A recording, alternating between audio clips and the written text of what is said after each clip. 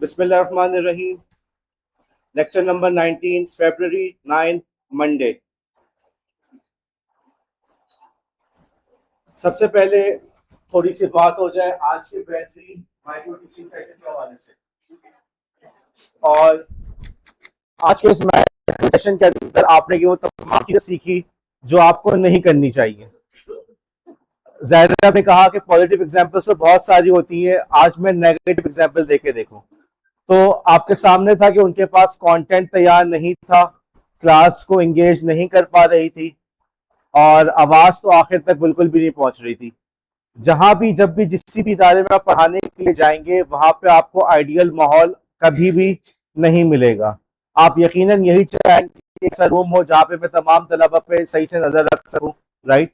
For example teacher centre में है और तमाम जो आपने शायद देखा भी हो ऑडिटोरियम वाला जो स्टाइल होता है उसके अंदर कोई भी बच्चा कोई भी स्टूडेंट टीचर से छुप नहीं पाता। या ये कि आपकी आवाज जो है वो बगैर किसी चिल्लाए बगैर भी क्लास के आखिर तक पहुंच जाए, लेकिन आपको ऐसा आइडियल माहौल कहीं भी नहीं मिलेगा।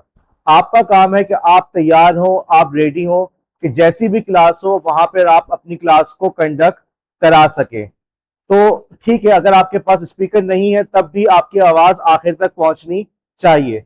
और जब आपके पास स्पीकर हो, आपके पास माइक हो, तो फिर आपके पास कोई एक्सक्यूज सिरे से है ही नहीं। जैनब की एक अच्छा पॉइंट ये था कि उन्होंने कॉन्फिडेंस के साथ यहाँ पर आके खड़ी हुई, वरना हमारे पास ऐसी एग्जाम्पल्स मौजूद हैं और एक से ज्यादा एग्जाम्पल्स मौजूद हैं जो आके सिर्फ इतना कह देते हैं कि जी हमें तो कुछ नहीं आता, हम नहीं कर सकते। बहरहाल जैनब खड़ी हुई तो ये वो बात है जिसपे हमें जैनब की तारीफ करना बनती है। एक मिस्टेक ये थी कि अगर आप शुरू से शुरू कर देते, आप लोग को अब तक तो याद हो गया होगा 21st सेंचुरी स्किल का जो फ्रेमवर्क का जो बैकग्राउंड है उसको हम इतनी दफा डिस्कस कर चुके हैं, कम से कम आप वहीं से शुरू कर देते, कुछ तो बोल देते, कंटेंट के मार्क्स आपके कम हो जाते, तो ना होते। बहरहाल अगेन मेरे ख्याल में जैनब की एग्जाम्पल से हमें ये सीखना चाहिए, जो पॉजिटिव पॉइंट है कि आपके अंदर इतना कॉन्फिडेंस हो कि तैयारी ना भी हो तो भी आदमी वहां पे खड़े होकर क्लास को फेस कर सके। हम जो टॉपिक चला रहे हैं, जो टॉपिक हमारा चल रहा है वो है 21st सेंचुरी स्किल फ्रेमवर्क। हमने बात शुरू की थी 4Cs के ऊपर, फिर हमने कुछ थोड़ी सी बात की थी मीडिया लिटरेसी पे। लेकिन आगे बढ़ने से पहले मैं इस वक्त चाहूंगा कि हम फोकस करें इस आखिरी कैटेगरी की तरफ।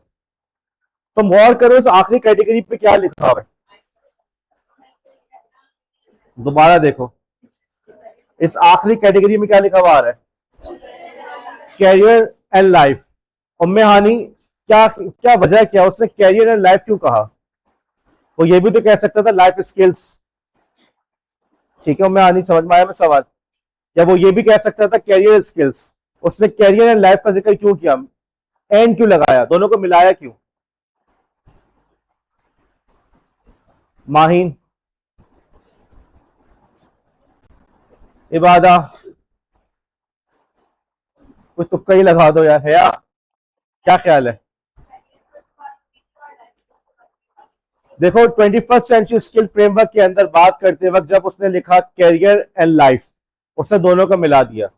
और यहां से हमें यह बात समझनी चाहिए, वो हमें यह मैसेज देना चाह रहा है कि ये वो स्किल्स हैं जो आपकी जिंदगी और आपकी प्रोफेशनल लाइफ दोनों में साथ साथ चलते हैं। बात दरअसल ये है कि 21st सेंचुरी से पहले हमारी प्रोफेशनल लाइफ और पर्सनल लाइफ के अंदर एक बड़ा गैप होता था। अगर आप खेतों पे भी काम कर रहे हैं और जब घर पे वापस आ गए तो फिर घर पे आके खेत नहीं होते थे, खेत पीछे के पीछे रह जाते थे। आप अगर कोई कारीगर है, दुकान पे काम कर रहे हैं, घर आ गए तो आपकी दुकान दुकान पे ही रह गई, दुकान का काम दुकान पे रह गया, घर पे नहीं आया। लेकिन 21st सेंचुरी के अंदर हमें एक नया ट्रेंड नजर आया जहां से हमारी इंडस्ट्रियलाइजेशन शुरू हुई, फिर नॉलेज वर्कर का जमाना शुरू हुआ कि हमारी पर्सनल लाइफ और प्रोफेशनल लाइफ के दरमियान फर्क खत्म होना चला गया। 20th सेंचुरी के आखिर के अंदर भी इस किस्म के केसेस बहुत थे, और अगर उस जमाने के न्यूयॉर्क टाइम्स या रीडर्स डाइजेस्ट को पढ़ें तो उसमें हमें ये इंसिडेंट नजर आता है कि कई ऐसे लोग थे जो अपने ऑफिस का काम घर लेके जा रहे हैं या घर जाके खाने की टेबल पे अपने ऑफिस की फाइल्स को रिव्यू कर रहे हैं। फाइल्स की बात कर रहा हूँ। आगे चल के 90s में जब कंप्यूटर का और इंटरनेट का जमाना आया तो फिर तो ये डिस्टेंस और कम हो गया। अब आप घर पे मौजूद है लेकिन घर पे बैठे हुए आप काम कर रहे होते हैं अपने ऑफिस का। और यहां तक कि आपके पास आ गया स्मार्टफोन। इधर स्मार्टफोन आपके पास आया और अब आपके पास जहां भी हो, जिस भी लम्हे हो, आपसे एक्सपेक्ट किया जाता है कि आपने फौरन फौरन जवाब देना है। यहाँ पे हमें ये बात समझनी चाहिए कि हम एक ऐसे दौर में, ऐसे जमाने में दाखिल हो चुके हैं जहां पे करियर और पर्सनल लाइफ के दरमियान डिफरेंस बहुत कम रह गया है, बल्कि यूं समझो कि खत्म ही हो गया है। अगर आप अपनी मिसाल लें, आप मुझे डिस्कॉर्ड पे मैसेज करते तो आप एक्सपेक्ट करते कि मैं फौरन फौरन आपको रिस्पॉन्स करूं। ईमेल आती है तो आपकी एक्सपेक्टेशन होती है फौरन रिस्पॉन्स आए। इसी तरीके से आपको असाइनमेंट या क्विज भी आपको किसी भी वक्त मिल जाते हैं। वो जमाना जब आप क्लासरूम में आ रहे हो, टीचर आपको असाइनमेंट दे रहे, वो वाला वक्त खत्म हो गया। इसका मतलब ये हुआ कि जब हम इस फ्रेमवर्क को पढ़ रहे हैं या इन स्किल्स को पढ़ रहे हैं, तो हम ये ना सोचे कि इन स्किल्स का ताल्लुक सिर्फ और सिर्फ हमारी जॉब से है, या ये ना सोचे इसका ताल्लुक हमारी पर्सनल लाइफ से है। और यही माइंडसेट हमने पैदा करना है अपने बच्चों के अंदर। आपको नजर आता होगा कि बाज बच्चे क्लासरूम के अंदर ऐसे होते हैं कि क्लास के अंदर वो बिल्कुल शाय से, खामोश से होते हैं, लेकिन उनको किसी फैमिली सेटिंग में देखो, किसी पार्टी में देखो, तो वो बच्चे बड़े चहकते हुए नजर आते हैं, बड़े एक्टिव होते हैं। तो वो बच्चे कहते हैं, वालिदैन उनके बताते हैं कि जी हमारा बच्चा जो है ना वो बड़ा शाय है, लोगों से इतने जल्दी दोस्ती नहीं करता, अपने कजन्स के साथ खूब खेलता है। और हमें लगता है कि बात नॉर्मल है, ठीक है, बिल्कुल सही है, नॉर्मल है। लेकिन बच्चे के अंदर इस स्किल को भी पैदा करना है कि बेटा तुम जहां भी जाओ वहां पे तुम्हें शाइनेस खत्म करके लोगों के साथ इंटरेक्ट करना पड़ेगा। You can not wait.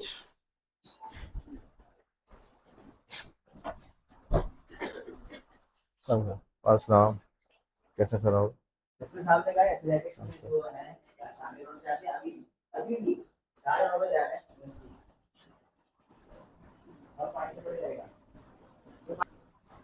तो हमारी बात ये चल रही थी कि हमें ये वालिदैन को भी कन्वे करना है और बच्चे को भी कन्वे करना है कि फेवरेबल कंडीशन के अंदर, आपके मतलब की कंडीशन के अंदर, अगर आप वहां पे आउटवर्ड है, लोगों के साथ इंटरेक्ट कर रहे हैं, तो ये काफी नहीं है। आपका काम है कि आप किसी भी ऑफिस में या किसी भी जगह पे जाएं तो वहां पे आप लोगों के साथ जल्दी से मिंगल हो, उनके साथ कोलैबोरेट कर सके। ये वाला जो माइंडसेट है कि घर में कुछ और है, बाहर कुछ और है, इस माइंडसेट को खत्म करना जरूरी है। आज हम कोशिश करेंगे कि इस कैटेगरी के अंदर जो स्किल्स हैं उनको हम कवर करने की कोशिश करेंगे। सबसे पहले जो स्किल हमें नजर आ रहा है वो है फ्लेक्सिबिलिटी एंड एडेप्टेबिलिटी। मेरा आप लोग से सवाल है कि फ्लेक्सिबिलिटी का वर्ड सुन के या एडेप्टेबिलिटी का वर्ड सुन के आपके जहन में क्या आता है? अजमीना, यार मैं अटेंडेंस नहीं लगाता, मैं तुम लोग शिकायत करते हो, अब तुम लोग आगे से भी गर्दन भी हिला देते हो। जब एक बात तय हो गई क्लास में पार्टिसिपेट करना तो क्यों नहीं कर रहे? तंजीला, क्या जहन में आता है?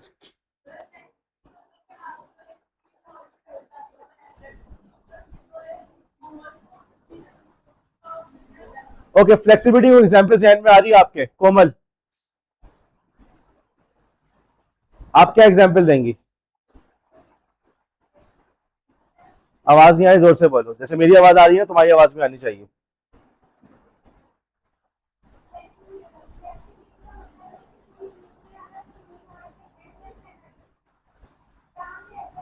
ओके, उस्मान साहब।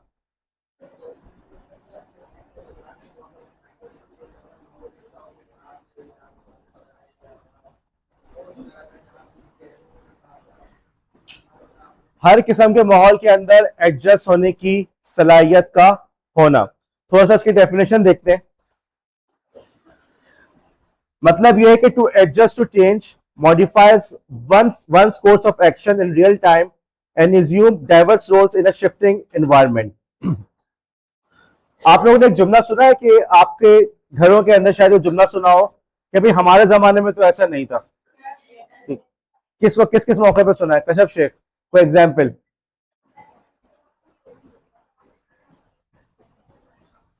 राहमीन,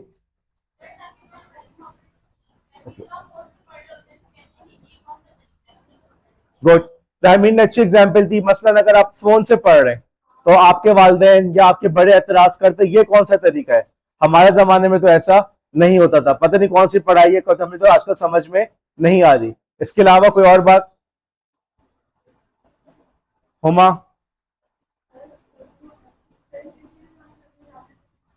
ओके, इसके अलावा कोई और एग्जाम्पल आपकी सोशल लाइफ के अंदर, हमारी सोसाइटी के अंदर कोई और चेंज? जी निगाह जरा।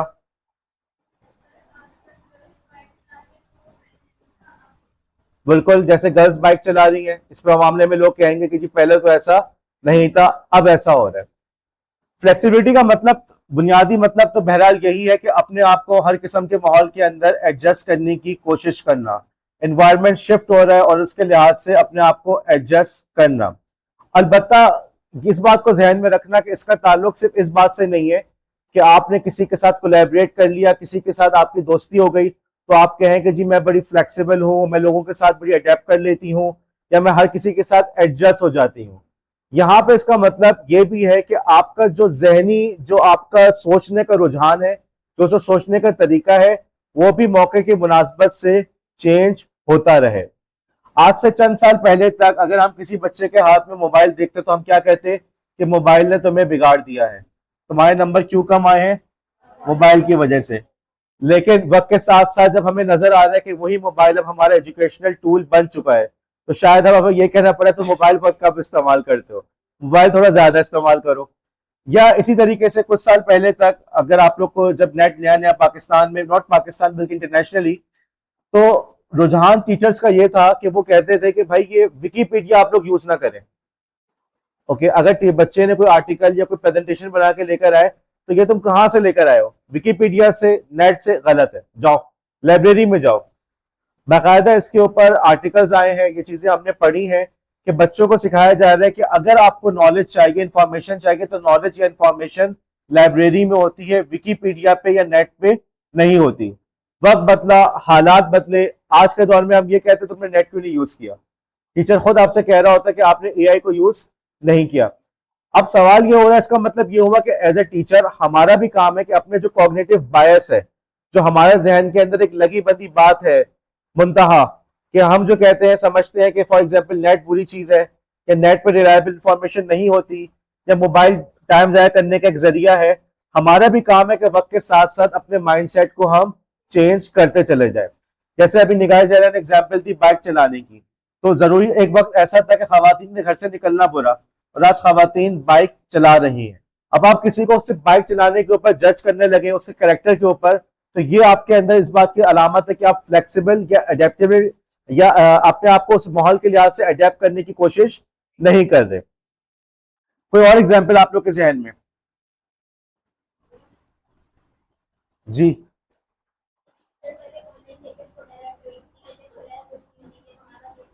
ओके, भैया हमने बहुत अच्छी एग्जाम्पल दी कि वक्त के साथ साथ हम इस चीज को देख रहे हैं कि हम कि मसलन अगर आपको ऑनलाइन पेमेंट का जब जमाना शुरू हुआ तो तो जो हमारे बड़े हजरात थे, बड़ी उम्र के लोग, उनको लगता था इसमें धोखा बहुत होता है, या पता नहीं इसके अंदर कोई रसीद नहीं आ रही।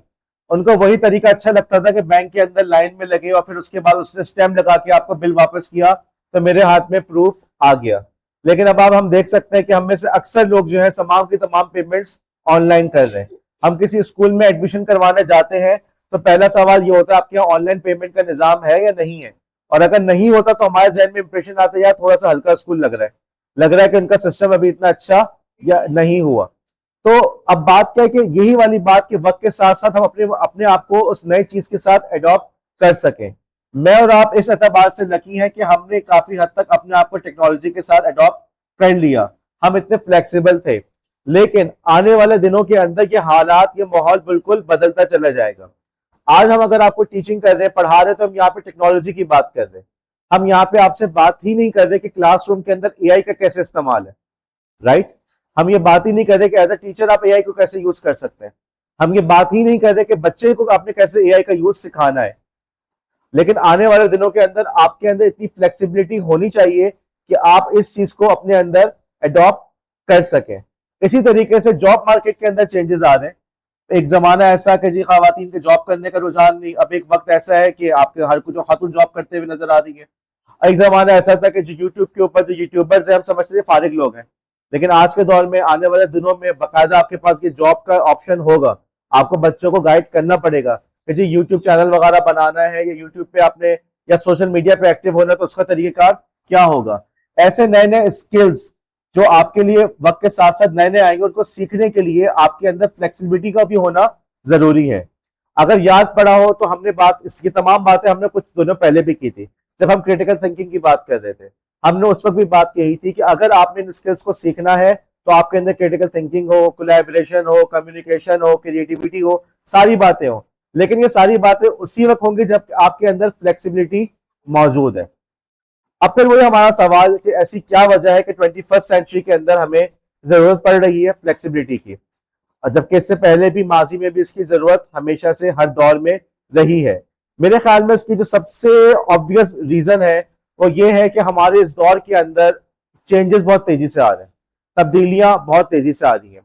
माजी में क्या होता था कि आपके वालदैन को या आपके अब्बू को किसी एक जगह जॉब मिल गई तो पता चलता था जिंदगी उसी नौकरी के अंदर गुजर गई। हालात बदले, आपके यहाँ प्राइवेट सेक्टर का जमाना आया और लोग कहने लगे यार प्राइवेट सेक्टर में पैसे तो अच्छे होते हैं लेकिन यार वो जॉब का कुछ पक्का पता नहीं होता, कभी भी जॉब खत्म हो सकती है, गवर्नमेंट जॉब भी मिल जाए। और अब जो हम देख रहे हैं, अब हमारे पास आगे गिग इकोनॉमी, ठेके वाला सिस्टम चल रहा है। छोटा सा टास्क मिलता है, वो टास्क आपने कंप्लीट करना होता है, आपको उसकी पेमेंट मिल जाती है। इसके अलावा अगर आप प्राइवेट सेक्टर में जॉब कर रहे हैं तो वहां पे भी आपको यही बात नजर आती है कि अपनी जॉब के अंदर अगर आपने पे इंक्रीज चाहिए, पे को बढ़वाना है, तो सबसे अच्छा तरीका ये होता है कि उसके कॉम्पिटिटर को ज्वाइन कर लो।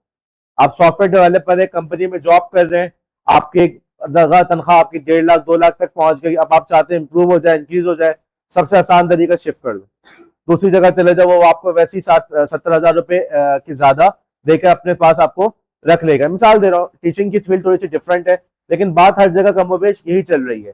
आप एक जगह से दूसरी जगह पे खुद भी स्विच करने पे मजबूर हैं। बाकायदा इसके अंदर लोगों ने, कैरियर काउंसलिंग ने इसमें बाकायदा आर्टिकल्स लिखे हैं, बाकायदा इस बात को डिस्कस किया है कि कंपनी के साथ वफादारी का तस्वुर जो है वो वक्त के साथ साथ खत्म हो रहा है, दो बातों की वजह से। एक वजह, जो कंपनी है वो खुद भी अपने मुलाजमीन के साथ लॉयल, वफादार नहीं है, और दूसरी बात, जो मुलाजमीन है उनको भी यही बात नजर आ रही है कि हम जहां पर स्विच कर रहे हैं हमें वहां पर ज्यादा फायदा हो रहा है। एक और बड़ी मिसाल है पाकिस्तान से बाहर चले जाना। आप बड़ी मेहनत से लोगों को हायर करते हैं, उनको ट्रेन करते हैं, उनको आप अकोमोडेट करते हैं, उनको आप अच्छी पे देते हैं कि वो आपके साथ लॉन्ग टर्म काम करें, लेकिन अचानक ही वो आपको आके कहते हैं कि जी मैंने ऑस्ट्रेलिया के वीजा के लिए अप्लाई किया था, वो आ गया, मैं वहां शिफ्ट हो रहा हूँ, या मैं जर्मनी शिफ्ट हो रहा हूँ, या मैं एजुकेशन के लिए बाहर जा रहा हूँ, मुझे अपनी फैमिली को बाहर सेटल कराना है। तो अब क्या हुआ कि पहले आप एक कंपनी में गए, एक जॉब में गए, एक ब्रांच में गए, वहीं पे आपका पूरा वक्त गुजर गया, लेकिन अब वक्त के साथ साथ आपको एक ऑफिस से दूसरे ऑफिस, एक कंपनी से दूसरी कंपनी, एक मुल्क से दूसरे मुल्क में जाना पड़ रहा है। आपके जो दोस्त है बाप इमिग्रेट कर चुके हैं, अगर आप उनसे भी पूछें तो वो भी आपको ये वाली बात बताएंगे कि वहां पे रहते भी वो एक शहर से दूसरे शहर में शिफ्ट कर रहे होते हैं, कभी अपने बच्चों के एजुकेशन के लिए, कभी अपने जॉब के लिए। तो पहले इतनी ज्यादा ये शिफ्टिंग वगैरह नहीं थी। होता क्या था कि लोग अगर लेट से किसी बैंक के अंदर मुलाजिम है तो उस बैंक के अंदर ही पूरी जिंदगी गुजर जाती थी, उसी ब्रांच के अंदर। एक ब्रांच में उनकी अपॉइंटमेंट हो गई, उसी ब्रांच में जॉब कर रहे हैं, उसी ब्रांच के तमाम कस्टमर्स को वो जान गए, कस्टमर्स भी उनको जान गए, वो आके पूछ रहे जी बुशरा कहाँ है, बुशरा से हमें बात, को बुशरा ने आज छुट्टी की हुई है, मैं मुझे बता दें मैं काम करवा दूंगी, नहीं जी मैं कल आऊंगा जब बुशरा आएंगी। बाकायदा ऐसा होता था। अब क्या हो गया है, फॉर एग्जाम्पल स्टेट बैंक के रूल की वजह से बैंक का स्टाफ भी हर 2 से 3 साल के बाद शिफ्ट होता रहता है, उनको दूसरी ब्रांच के अंदर भेज दिया जाता है। तो अब वो वाला जमाना कि हम एक जगह पे शिफ्ट हो गए, एक जगह पे सेट हो गए, अब बस जिंदगी यहाँ गुजर जाएगी, वो वाला जमाना हमारे लिए खत्म होता जा रहा है।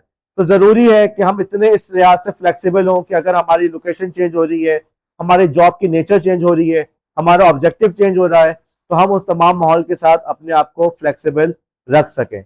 वंस अगेन ये वाली बात कि जब उन्होंने ये फ्रेमवर्क बनाया था, क्या उस जमाने में इतनी माइग्रेशन वगैरह थी? क्या उस जमाने में इतना ट्रेंड था कि लोग पाकिस्तान से या अपने मुल्क से बाहर जाके दूसरे मुल्कों में जॉब कर रहे हैं? नहीं था। उस जमाने में ये कंपनी के साथ जो वफादारी वाला मामला था, ये भी इतना इशू खड़ा नहीं हुआ था। लोग माइक्रोसॉफ्ट में जॉब कर रहे हैं, एप्पल में जॉब कर रहे हैं, तवील अरसे तक जॉब करते थे। लेकिन हम यहाँ पे देख रहे हैं कि जब अब आज के दौर में हम देख सकते हैं कि उनका फ्रेमवर्क कितना ज्यादा दूर रास्ता, कितने पहले से उन्होंने इस बात को जज किया कि आने वाला दौर ऐसा होगा कि लोगों को बार बार अपनी जॉब्स को स्विच करना पड़ेगा। अब बात सिर्फ तनख्वाह या पैसे की नहीं है। मैं अगर आपको एग्जांपल दूं कि जब फेसबुक एस्टेब्लिश होना शुरू हुआ और दुनिया की बड़ी कंपनीज में बनने लगा, तो बाकायदा उन्होंने गूगल के जो लोग थे, गूगल के पुराने पुराने एम्प्लॉइज थे, वो गूगल को छोड़ के फेसबुक को ज्वाइन करने लगे। और उससे पहले माइक्रोसॉफ्ट के लोगों ने माइक्रोसॉफ्ट को छोड़ के गूगल को ज्वाइन किया था। वक्त के साथ साथ एक बंदा माइक्रोसॉफ्ट को छोड़ के गूगल को ज्वाइन कर रहा है, फिर वही लोग जो है गूगल को छोड़ के फेसबुक को ज्वाइन करें। और अब हमें नजर आ रहा है कि फेसबुक को छोड़ के वो जा रहे हैं दूसरी एआई कंपनीज के अंदर। और फेसबुक उनको इंतहाई महंगे दामों पे, उनको इंतहाई महंगे पैसों पे रोकने पे, रखने पे मजबूर हो रही है। बात वही है कि अपने स्किल्स को उन्होंने वक्त के साथ साथ उनको जंग लगने नहीं दी और अपनी नेचर को, अपनी पर्सनैलिटी को ऐसा बनाया कि अगर हमें एक जगह से दूसरी जगह स्विच करना पड़े तो हम बआसानी कर सकें। अगर आप आगे चलें, अगले स्किल की तरफ चलें, एक और चीज आती है इनिशिएटिव एंड सेल्फ डायरेक्शन। आपके जहन में क्या आता है इनिशिएटिव से? खतीजा, इनिशिएटिव से क्या जहन में आता है? आवाज नहीं आ रही, जोर से बोलो। ओके, खतीजा कह रही है किसी चीज को खुद से समझना, ये इनिशिएटिव कहलाता है। अंजीला, आपका क्या ख्याल है?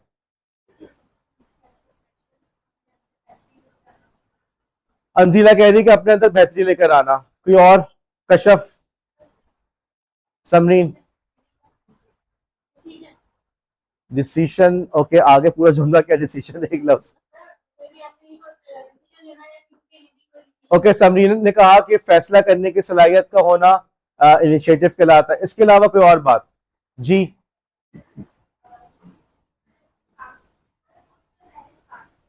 ओके, गुल ने कहा कि किसी काम को खुद से पहले स्टार्ट करना। निम्रा? किसी काम में पहल करना। निम्रा ने बताया और गुल ने बताया कि किसी काम में पहल करना कहलाता है इनिशिएटिव लेना। थोड़ी सी इसकी डेफिनेशन देख लेते हैं। अपने तौर पे गोल्स को सेट करना, टाइम को मैनेज करना और इंडिपेंडेंटली वर्क करना किसी की सुपरविजन के बगैर। अगर आप देखें, आई डोंट नो, आप लोग जाहिर सी बात है जॉब मार्केट में नहीं है, लेकिन मैं आपको ये बता रहा हूं कि जॉब मार्केट के अंदर रुझान ये बनता जा रहा है, टास्क बेस्ड काम हो रहा है। आपको एक टास्क दे दिया, आपने वो टास्क कंप्लीट करके देना है। कैसे देना है, कब करके देना है, कब का तो खैर होता है, डेडलाइन तो सेट होती है, लेकिन कैसे करके देखना है, ये सारा का सारा फैसला आपने करना होता है। अपनी मर्जी के ऊपर आप खुद इस चीज को तय करें कि मैंने किस तरीके से काम करके देना है। यही वाली बात आपको नजर आएगी टीचिंग के अंदर। अगर आप टीचिंग के लिए चले गए तो वहां पे आप लोगों को ये नहीं कहेगा बेटा लेसन प्लान तुम्हें हम दे रहे हैं, तुम्हें उसको फॉलो करना है। तुम्हारा काम है कि तुम क्लास के अंदर अपने तौर पे जज करो कि यहाँ पे मैंने कौन सा क्लास के अंदर मैं एक्टिविटी करा सकती हूँ, मैं कौन सा लेसन प्लान जज कर सकती हूँ, बना सकती हूँ। आगे चल के आप लोग एक्शन रिसर्च भी पढ़ेंगे तो वहां पर भी यही वाली बात है कि आपने क्लासरूम के इश्यूज को आमना आमना क्लासरूम के इश्यूज को आइडेंटिफाई करते हुए उसका सोल्यूशन खुद लेकर आना है। ये वो काम है जो आपका प्रिंसिपल आपको लाके नहीं देगा। आपका काम है कि अपने तौर पर फैसला करें कि यहाँ पे हम किस चीज को हम चेंज कर सकते हैं, किस चीज को हम इम्प्लीमेंट कर सकते हैं, और किसी चीज तब्दीली की जरूरत है खुद पहल करना, बजाय इसके कि आप किसी की परमिशन का वेट करें। अपने तौर पे चीजों को देखते हुए, फैसला करते हुए आगे बढ़ने का फैसला करें। यहाँ पे इस कॉलेज में काम करते हुए भी मैंने यही चीज देखी कि वक्त के साथ साथ चीजें इतनी चेंज हो रही हैं कि अगर हम अपने हायर अप्स को ऑन बोर्ड करने की कोशिश करें, उनको गाइड करने की कोशिश करें कि हम ये वाला प्रोजेक्ट चाह रहे हैं या ये वाला प्लान चाह रहे हैं, जितनी देर में उनको समझाएंगे उससे बेहतर ये होता है कि आप खुद काम कर लें, उसके बाद जाकर उनको दिखा दें, बजाय कि हम उनकी परमिशन का वेट करें। हम पहले काम कर ले, फिर उनको दिखा दें कि भाई ये काम हमने किया, आप इसको अप्रूव करते तो हम इसको आगे लेके चले, वरना पीछे रुक जाए। इसकी कुछ एग्जाम्पल्स होंगे तो आप लोग को थोड़ा ज्यादा बेहतर समझ में आए। स्लाइड पे किसकी तस्वीर है? कशफ नईम, कशफ नईम, स्लाइड पे किसकी तस्वीर है?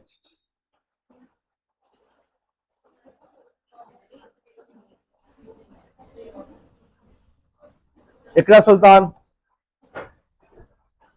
हलीमा। स्लाइड पे किसकी तस्वीर है? कौन? और दूसरी तस्वीर किसकी है?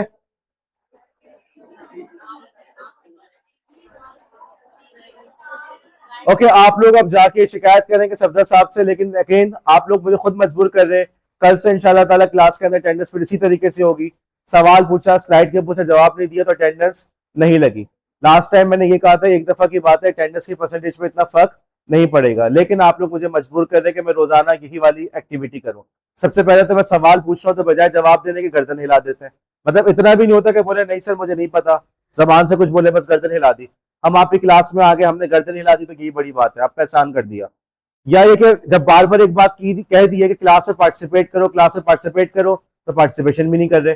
गलत जवाब तो गलत जवाब पे किसी को आज तक कुछ कहा है? हिना आपको कहा है? हैंड की रेस कर रही हो।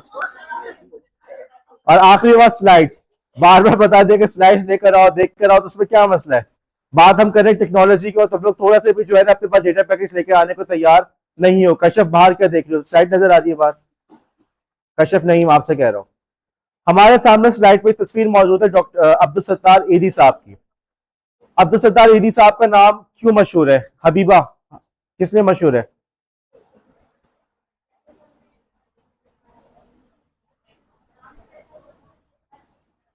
ओके, हबीबा ने कहा कि उन्होंने काम किया था, लोगों की खिदमत की थी। जी, रबिया कासिम।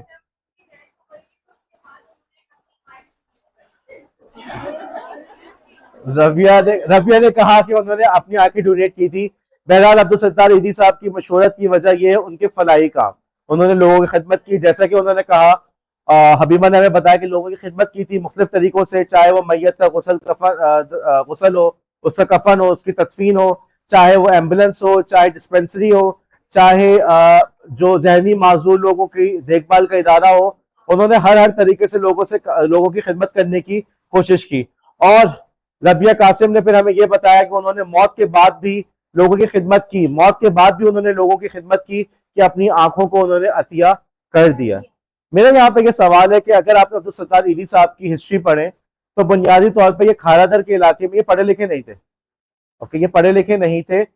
खानादर के अंदर ये कपड़े वगैरह बेचते थे, ठेले में ठेले में बेचने लगे, या फिर ये कि चलते फिरते कपड़े बेच देते थे। इनकी वालदा जो थी वो बीमार थी और इनका इंतकाल हो गया। वालदा थोड़ी सी जहनी माजूर भी थी। इन्होंने सोचा कि मैं लोगों की मदद के लिए, जो मेरी वालदा जैसे लोग उनकी मदद के लिए कोई इदारा बनाऊंगा। उन्होंने किया क्या, खारादर के इलाके में उन्होंने एक छोटी सी डिस्पेंसरी खोली जहां पे लोगों को उनकी जरूरत की दवाइयां वगैरह वो देते थे। और रात को वो वहीं सो जाते थे। वो सोते इसलिए थे वहां पे चबूतरे के ऊपर कि रात को भी अगर कोई बंदा आए तो मैं उसको दवाई दे सकूं। काम बढ़ता गया, लोगों ने उनका इखलास देखा तो उनको पैसे देने लगे, उनको इमदाद करने लगे, उनका काम बढ़ता चला गया। आगे चल के उनको ये जरूरत महसूस हुई कि यार हमारे पास जो है ना एम्बुलेंस भी होनी चाहिए। तो उन्होंने एक पुरानी गाड़ी खरीद के उसको एम्बुलेंस की सूरत दे दी। उसमें खुद ही अपने हाथ से पेंट किया था और उस पर लिख दिया था गरीब लोगों की एम्बुलेंस। और उसके जरिए से वो लोगों को फ्री में पिक एंड ड्रॉप देने लगे। मेरा ये सवाल है आप लोगों से कि आप समझते हैं कि उन्होंने इस काम के लिए किसी से परमिशन ली थी? वो किसी डिप्टी कमिश्नर के पास गए, किसी असिस्टेंट कमिश्नर के पास गए और कहा कि मैं काम करना चाहता हूँ? उन्होंने अपने तौर पे काम शुरू किया और वक्त के साथ साथ उनकी जो ईदी फाउंडेशन है एक आलमी सतह का जाना पहचाना और एक माना हुआ इदारा बन गया। देखो बात क्या थी, यहाँ पे उस बंदे ने खुद अपने तौर पे इनिशिएटिव लिया। ये बात समझ में आ रही है?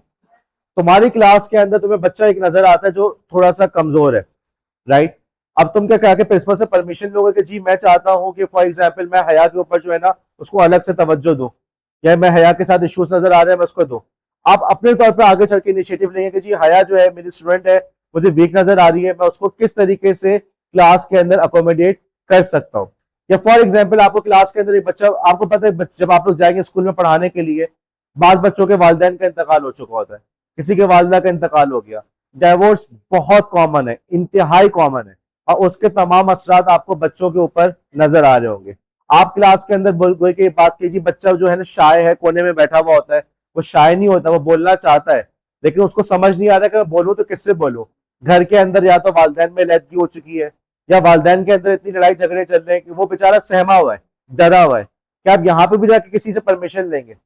ये आपका काम है कि आप जाके इनिशिएटिव ले कि यार मैंने इस बच्चे की मदद करनी है, मैं इस बच्चे को आगे लेके बढ़ने की कोशिश करूं, या उस बच्चे को अब क्लास के अंदर मैं उसके कॉन्फिडेंस का इजाफा करूं कि घर में जो उसको चीज नहीं मिल रही मैं कम अज कम उसको क्लास में तो देने की कोशिश करूं। एक और चीज है, हम अपनी क्लास की मिसाल ले लें। हम लोग अगर चाहते तो बैठ के वेट करते रहते, जब हमारे पास प्रोजेक्टर आएगा, स्लाइड्स आएंगी, प्रोजेक्टर की स्क्रीन आएगी तो हम पढ़ाना शुरू करेंगे या हम स्लाइड्स को यूज करेंगे, या जो है हम जाके जो है डायरेक्टर ऑफ एजुकेशन से हम जाके परमिशन लेकर आएंगे कि जी हम अपने लेक्चर्स को यूट्यूब पे अपलोड कर रहे हैं, आपको कोई एतराज तो नहीं है? हमने अपने तौर पर सोचा कि यार इससे बच्चों को अगर फायदा हो रहा है तो हम उसके लिए जो मुमकिन कोशिश है उसको करने की कोशिश लाजमन करें। आपसे मेरा सवाल है कि आपके जहन में जब इनिशिएटिव की बात होती है तो कोई एग्जाम्पल जहन में आती है? चाहे वो क्लासरूम हो, चाहे वो आपकी पर्सनल लाइफ हो, चाहे वो आपका करियर हो। जी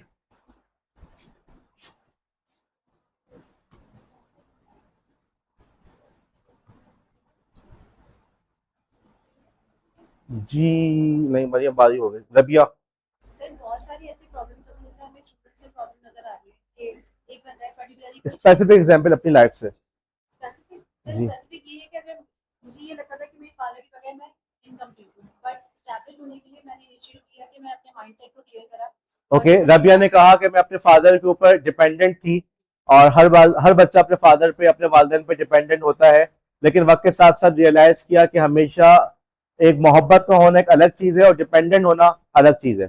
इसके अलावा कोई और example? Ayesha Imran, Ayesha Ahmed, Savera Kaura, Amna Batool.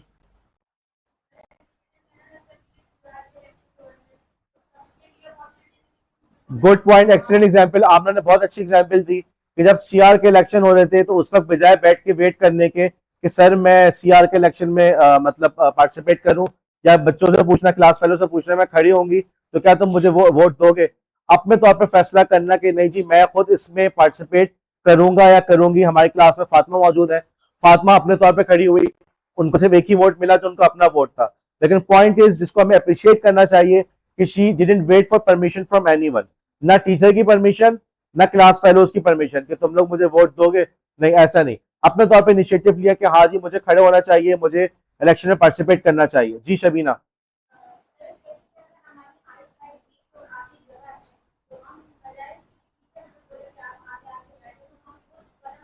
Good point, Shabina का ये भी अच्छा पॉइंट है, खुद आगे आगे बैठेंगे। अब वाकई अब ये आप लोग को लग रहा होगा एग्जाम्पल तो बड़ी बेकार है, नहीं है, बहुत अच्छी एग्जाम्पल है।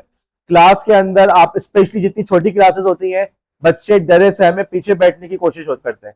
ये आपका काम है, ये एज अ खुद इंडिविजुअल काम है कि वो आगे बढ़ने की कोशिश करे, ना कि वो वेट करे कि कोई उसको आगे बढ़ने के लिए कहेगा। ओके। और जी सवेरा, जोर से बोलो। स्पोर्ट्स के लिए, स्पोर्ट्स के लिए बुलाया जाता है, स्पोर्ट्स किसी, यहाँ पे कोई स्पोर्ट्स का एक्सपर्ट नहीं बैठा हुआ, लेकिन लोग यहाँ पे भी शर्मा रहे होते, घबरा रहे होते, कोई कहेगा। और ये वाकई हमारी सोसाइटी के अंदर बात चीज बहुत कॉमन है कि हम बार बार 10 दफा एक बात पूछेंगे तो हाँ कर देंगे, या 2 से 3 दफा बोलेंगे तो हाँ बोलेंगे, वैसे हाँ नहीं कहेंगे। हम फला जगह जा रहे हैं, साथ चल रहे हैं, नहीं नहीं नहीं नहीं, साथ चलो ना, नहीं नहीं नहीं नहीं, साथ चलो ना, अच्छा ठीक है मैं चल रही हूँ। जी आयशा, जोर से आवाज नहीं आ रही।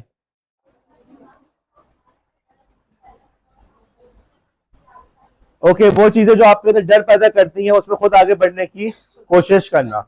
21st सेंचुरी के अंदर इनिशिएटिव लेने की जरूरत हमें इसलिए भी पड़ रही है कि वक्त के साथ साथ आपके सामने की बात है। सबसे पहली बात अब आपके सर पे कोई नहीं बैठा हुआ, वो मोबाइल जो है जिसको आप पढ़ाई के लिए इस्तेमाल कर रहे हैं, वही मोबाइल पे बैठ के आप यूट्यूब वगैरह भी यूज कर सकते हैं।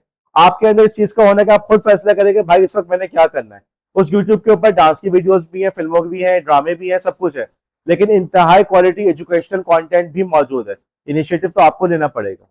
फिर इसी तरीके से आप वक्त के साथ साथ देख रहे हैं कि रिमोट जॉब्स के अंदर इजाफा हो रहा है, लोग जो है दूर से बैठ के काम कर रहे हैं। इवन पाकिस्तान के अंदर भी ऐसा हो रहा है कि ऑफिस कराची में, शहर में मौजूद है, लेकिन तो भी लोग घर पे बैठ के काम कर रहे हैं। अब घर में बैठ के आप जॉब पे काम कर रहे हैं या आप कुछ और काम कर रहे हैं, कैसे पता चलेगा? तो इन तमाम बातों के लिए आपके अंदर इस बात की सलाहियत को होना कि आप अपने तौर पे इनिशिएटिव ले, अपने तौर पे फैसला करें कि हमें इस मौके पे क्या करना चाहिए, क्या नहीं करना चाहिए। ये तमाम फैसले, ये सलाहियत का आपके अंदर होना जरूरी है। कल इंशाल्लाह इसी लेक्चर को हम कंटिन्यू करेंगे, मैं अटेंडेंस ले लूँ।